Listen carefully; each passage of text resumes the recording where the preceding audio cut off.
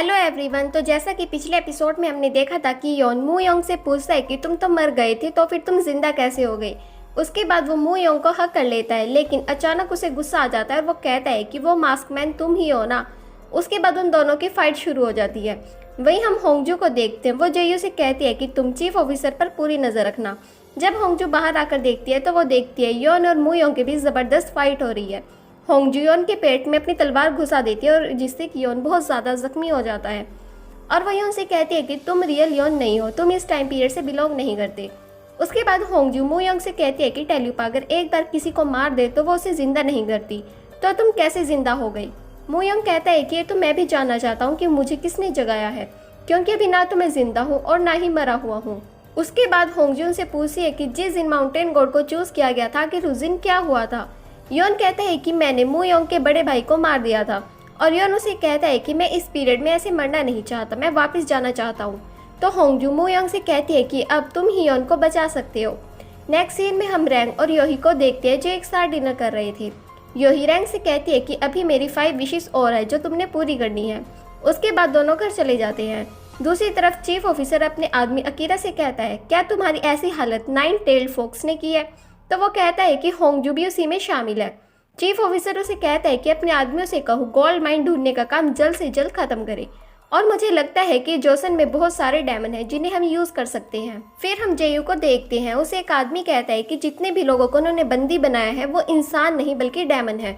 फिर हम सनवो को देखते हैं, वो शिंजू को लेकर स्नेल ब्राइट के पास आती है।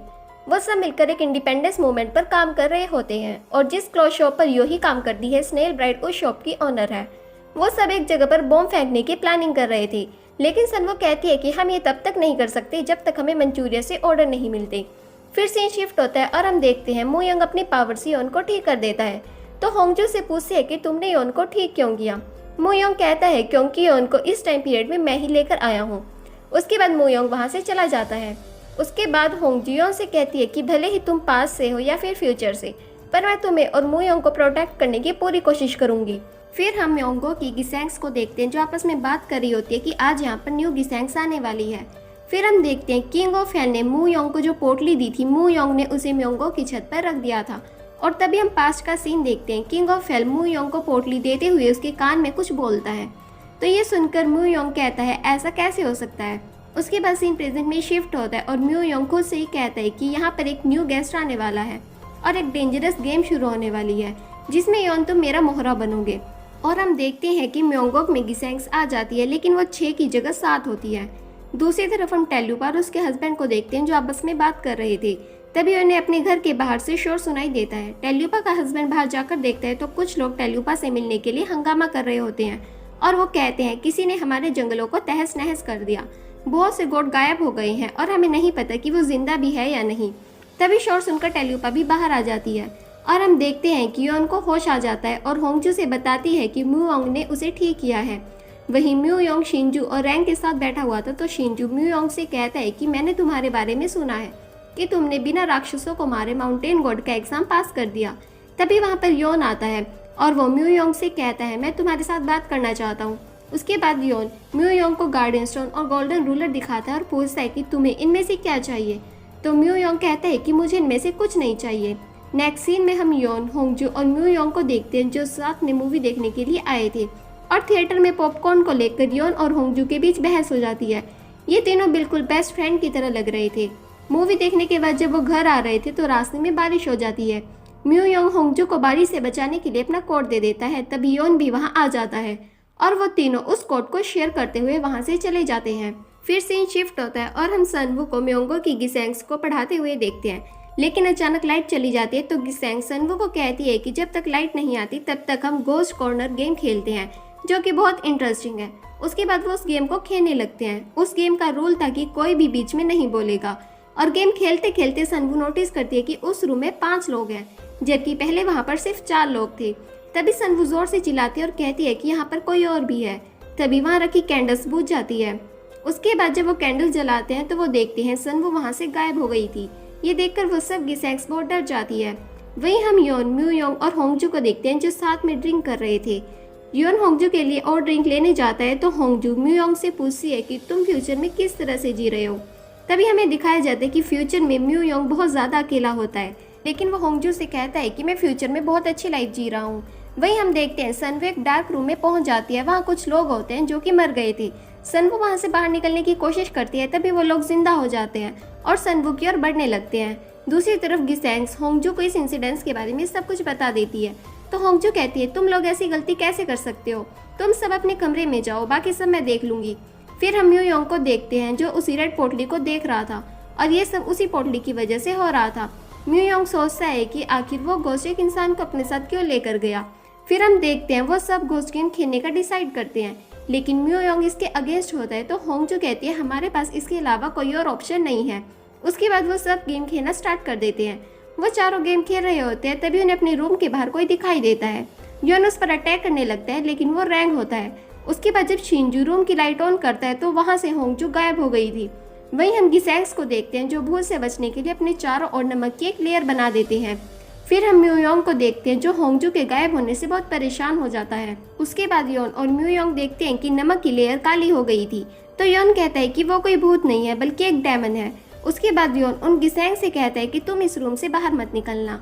उसके बाद शिंजू उन दोनों के पास एक कैट लेकर आता है। वो कैट इशारों ही इशारों में कहती है कि वो डेमन उस गिसेंग्स के साथ आया है जिसने ऑल फुटवेयर डाले हैं।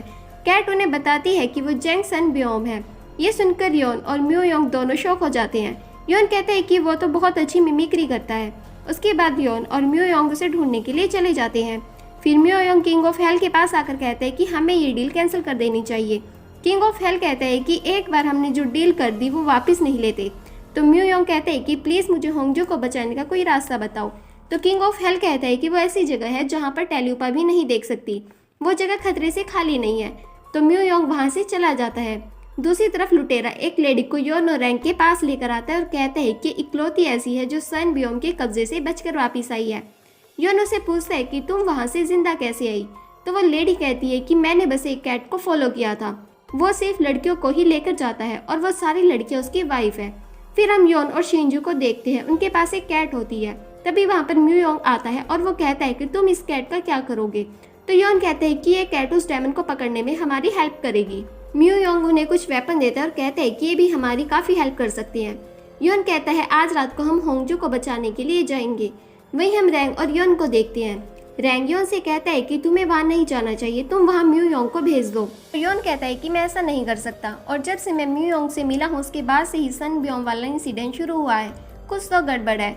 और जाने से पहले योन शिंजो से कहता है कि तुम अपना और रैंग का अच्छे से ध्यान रखना। फिर हम देखते हैं योन और म्यू योंग होंगजू को ढूंढने के लिए रेडी हो रहे थे। वो एक रूम में होते हैं और उनके साथ वही कैट भी होती है। रैंग बाहर से रूम बंद कर देता है। उसके बाद योन और म्यू योंग ग्वांग हवामू नाम की जगह पर पहुंच जाते हैं। योन म्यू योंग से पूछते हैं कि क्या ये जैपनीज डेस्टिनी पीरियड है। तो म्यू योंग कहते हैं कि अभी मुझे भी कुछ समझ नहीं आ रहा। उसके बाद वो दोनों अपना अपना रास्ता बदल लेते हैं और होंगजू को ढूंढने लगते हैं। योन देखता है वहाँ पर कुछ लोगों की लाशें पड़ी हुई थी। तभी वहाँ पर म्यू योंग भी आ जाता है। उन्हें वहाँ पर एक लड़की दिखती है जो कि डर कर छिपी हुई थी। योन उसे पूछता है कि क्या तुमने सन बियोम को देखा है। तो वो लड़की कहती है कि हाँ। म्यू योंग उसे कहता है कि अगर तुम यहाँ से बाहर जाना चाहती हो तो तुम हमें सन बियोम के पास ले जाओ, लेकिन वो लड़की वहाँ से भाग जाती है। योन और म्यू योंग भी उसे फॉलो करते हैं। वो लड़की एक घर के अंदर चली जाती है। जब योन और म्यू योंग उस घर के अंदर जाते हैं तो वो लड़की वहाँ से गायब हो जाती है। उस घर में एक अजीब सी गैस फैल जाती है। उसके बाद हम देखते हैं कि योन और म्यू योंग के हाथ पैर बांध दिए जाते हैं और उनके चारों ओर लड़कियां थी जो तलवारें लेकर खड़ी थी। वो उन पर अटैक करने लगती है। तो योन कहता है कि हमें मत मारो, हमें आराम से बात करनी चाहिए। लेकिन एक लड़की उनके सर पर अटैक कर देती है जिससे वो दोनों बेहोश हो जाते हैं। जब उनकी आंखें खुलती है तो योन कहता है कि हम अभी भी जिंदा हैं, और वो ब्लड देखकर कहता है कि ये तो फेक ब्लड है। तब उन्हें पता चलता है कि वहाँ तो फिल्म की शूटिंग हो रही है। वहाँ पर एक बोर्ड था जिस पर लिखा होता है कि जैंगसन बियोम ब्राइट टीवी सपोर्ट शॉप, और ये देखकर वो दोनों बहुत चौंक जाते हैं कि आखिर यहाँ पर चल क्या रहा है। और इसी के साथ ये एपिसोड यहीं पर खत्म हुआ। आगे क्या हुआ जानने के लिए नेक्स्ट एपिसोड ज़रूर देखें। अगर आपको ये वीडियो अच्छी लगी हो तो वीडियो को लाइक ज़रूर करें।